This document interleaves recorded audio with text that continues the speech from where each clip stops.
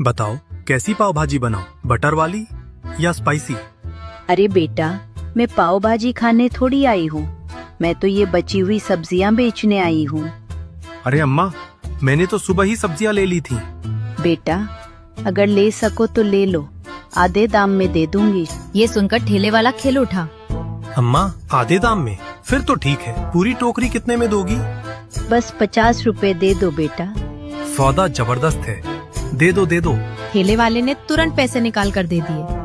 अम्मा ने सारी सब्जियां उसे थमा दी, फिर उत्सुक होकर पूछ बैठी, बेटा एक बात बताना, मैंने जो पूरी टोकरी दी उससे कितने रुपए की पाव भाजी बनेगी?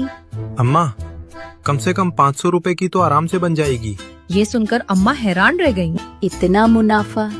अम्मा वहाँ से चल दी, लेकिन मन में ठेले वाले की बात घूमती रही। रास्ते में उन्हें सूरज का बिरयानी वाला ठेला दिखा। वहाँ भारी भीड़ थी।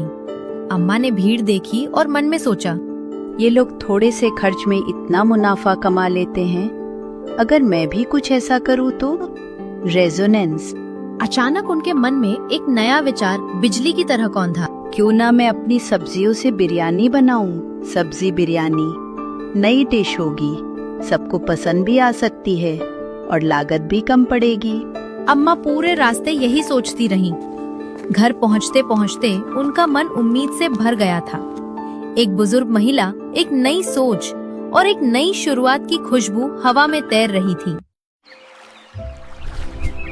अगली सुबह सूरज अपने मन में कई सवाल लिए मुखिया जी के घर पहुंचा। मुखिया जी, मुझे आपसे एक जरूरी बात करनी। मुखिया ने उसे सिर से पैर तक देखा। हाँ सूरज, बोलो क्या हुआ? सूरज की आवाज भारी हो गई। मुखिया जी, अब मैं बड़ा हो चुका हूँ, आपके सारे काम करता हूँ, आपकी हर बात मानता हूँ। अब तो मुझे वो बात बता दीजिए, मेरी माँ कौन है? आपने बचपन से वादा किया है। मुखिया ने थोड़ी देर चुप रहकर कहा, अरे सूरज बेटा, वादा किया है तो निभाऊंगा भी, लेकिन अभी थोड़ा वक्त चाहिए। बस कुछ दिन और रुक जाओ। कितने दिन मुखिया जी? बचपन से यही सुन रहा हूँ। मेरा हक है जानने का, दया कीजिए, मुझे मेरी माँ से मिलना है। ठीक है, कल बता दूंगा। अब जाओ, जल्दी से ठेला लगाओ। सूरज के चेहरे पर उम्मीद की चमक आ गई। वो खुशी खुशी ठेला लगाने चला गया। दूसरी तरफ अम्मा ने सुबह ही घर में सब्जी बिरयानी बना ली थी। सुगंध से पूरा घर महक उठा। वो बड़ा सा पतीला लेकर गांव में एक जगह बैठ गई और जोर से पुकारने लगी, आओ आओ, स्वादिष्ट सब्जी बिरयानी, ताजा और सस्ती, आओ आओ जल्दी आओ। इसी बीच सूरज उधर से गुजर रहा था। उसने आवाज सुनी और अम्मा के पास पहुंचा। अरे अम्मा, ये कैसी बिरयानी बेच रही हो तुम?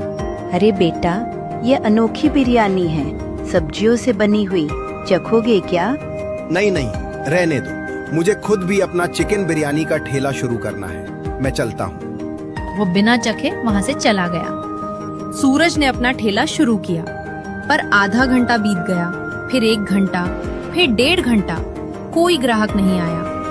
आज ऐसा क्यों हो रहा है? अब तक तो आधा पतीला खत्म हो जाता था। तभी उसका एक पुराना